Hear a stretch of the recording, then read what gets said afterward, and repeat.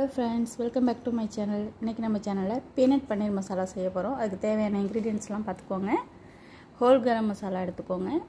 பட்டை, லவங்கம், சோம்பு என்னென்ன அந்த ஸ்பைசஸ் இருக்கோ எல்லாம் எடுத்துக்கோங்க. இதுல இஞ்சி, பூண்டு, மிளகு, ஜீரகம் எல்லாம் சேர்த்து நான் அரைச்சு வச்சிருக்கேன். என்ன தேவையோ அந்த அளவுக்கு எடுத்துக்கோங்க. பீனட்டும் கேஷ்யூவும் நல்லா அரைச்சு வச்சுக்கோங்க பேஸ்டா. இத சேர்க்கும்போது நமக்கு அந்த டேஸ்ட் வந்து டெலிஷியஸா இருக்கும். ஒரு 200 கிராம் பன்னீர் எடுத்துக்கோங்க. ஒரு 3 தக்காளியை இந்த அளவுக்கு சாப் பண்ணி வச்சுக்கோங்க. ஒரு 3 வெங்காயம் இவ்ளோ நைஸா கட் பண்ணி வச்சுக்கோங்க. இப்போ ஒரு கடாயில 200 கிராம் பன்னீரை ஷாலோ ஃப்ரை பண்ணி எடுத்துக்க போறோம். அது ஓரளவுக்கு ஃப்ரை ஆனா போதும் எடுத்து வச்சுக்கோங்க. கொஞ்சம் அடி பிடிக்கும்.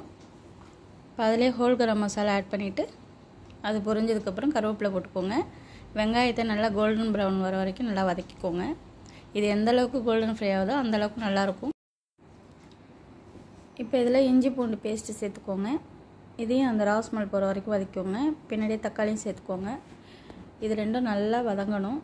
நல்லா வதங்கி ஓரளவுக்கு குக் ஆனோனே மசாலா ஐட்டம்லாம் சேர்த்துப்போம். 1 ஸ்பூன் மிளகாய் தூள், 2 ஸ்பூன் மல்லித்தூள், 1/2 ஸ்பூன் மஞ்சள் தூள், கரம் மசாலா எல்லாம் ஆட் பண்ணிட்டு நல்லா வதக்கிக்கோங்க.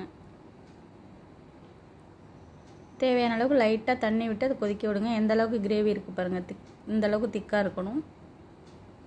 லைட்டா salt போட்டுக்கோங்க. தேவைப்பட்ட சுகர் ஆட் பண்ணிக்கோங்க. இப்போ அரைச்சு வச்சிருக்க பீனட்டும் கேஷ்யூவும் சேர்த்துக்கோங்க. இது ஓரளவுக்கு நல்லா கொதிச்சோனே பன்னீர் ஆட் பண்ணிக்கோங்க. நல்லா கிளறி விட்டுருங்க. இது நல்லா கொதிக்கட்டும். கொதிச்சு அந்த மேல எல்லாம் எண்ணெய் எல்லாம் பிரிஞ்சு வந்தோனே பாருங்க எவ்வளவு டெலிஷியஸா நமக்கு அந்த கிரேவி கிடைச்சிருக்கு. இது நல்லா இட்லி, தோசை, சப்பாத்தி எல்லாத்துக்கும் சாப்பிடலாம். இந்த ரெசிபி உங்களுக்கு பிடிச்சிருந்துச்சுனா லைக், ஷேர், கமெண்ட் பண்ணுங்க. மறக்காம Subscribe பண்ணுங்க. Thank you.